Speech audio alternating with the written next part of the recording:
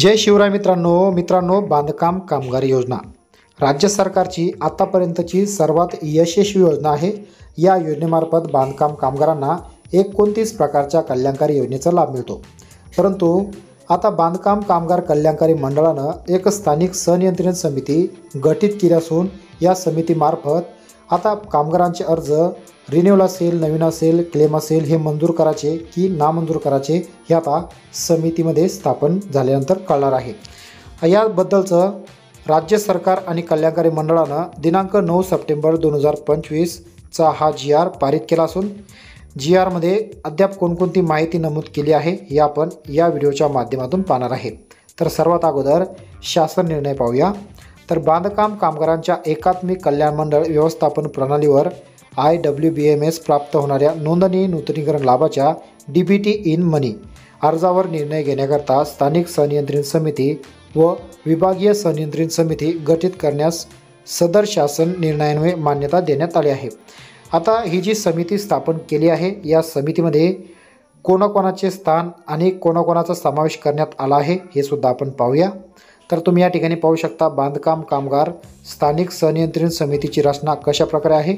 या ठिकाणी तुम्ही पाहू शकता माननीय स्थानिक आमदार विधानसभा सदस्य यांना अध्यक्षपद मिळणार आहे।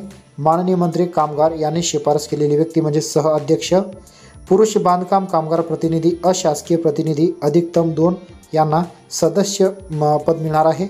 महिला बांधकाम कामगार प्रतिनिधी अशासकीय प्रतिनिधी यांना सदस्य मिळणार आहे। तर अशा प्रकारे 6 सदस्यांची ही समिती गठीत केली असून आता या समितीचे जे कार्य आहे हे कार्य कसं असणार हे पाहूया। तर सदर समितीचे कार्यक्षेत्र विधानसभा क्षेत्र असणार आहे। समिती सदस्य सचिव महिन्याभरात प्राप्त अर्जाची प्राथमिक छाननी करून समितीसमोर सादर करतील।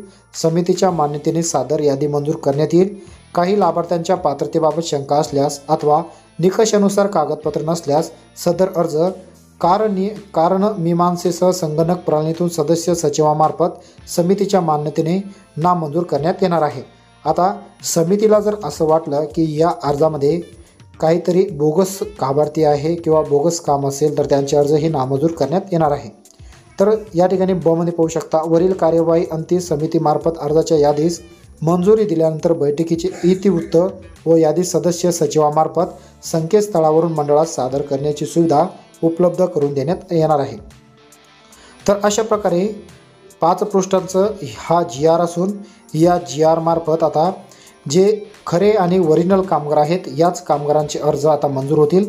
त्याचबरोबर जेही बोगस लाभार्थी असतील या लाभार्थ्यांचे अर्ज हे नामंजूर करण्यात येणार असून ज्या कामगारांना आता बांधकाम कामगार योजनेचा लाभ घ्यायचा असेल त्यांना या समितीला सामोरं जावं लागणार आहे।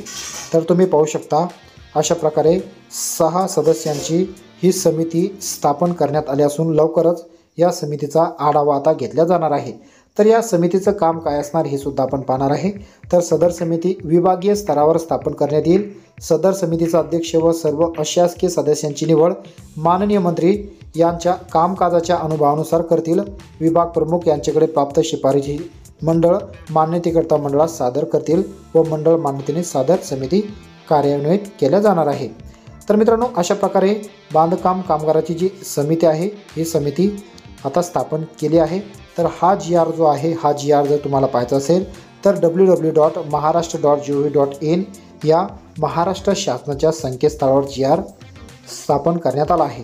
तुम्ही याचा संगणक सांकेतिक क्रमांक 202509091827342610 हा टाकून सुद्धा हा GR डाउनलोड करू शकता किंवा याची लिंक मी खाली डिस्क्रिप्शन बॉक्समध्ये सुद्धा ठेवली आहे। त्या लिंकवर क्लिक करून तुम्ही हा GR घरबसल्या सुद्धा डाउनलोड करू शकता। मित्रांनो अशा प्रकारे शासनाचा हा GR असून या GR संदर्भात तुमचं मत नक्कीच कमेंटमध्ये कमेंट करून कळवा।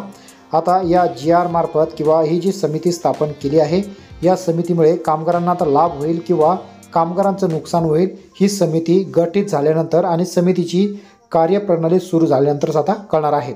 परंतु त्याआधी तुम्ही चॅनलवर नवीन आला असाल चॅनलला सबस्क्राईब केलं नसेल चॅनलला सबस्क्राईब करून बाजूला असलेल्या बेल आयकॉनला मित्रांनो नक्कीच प्रेस करा।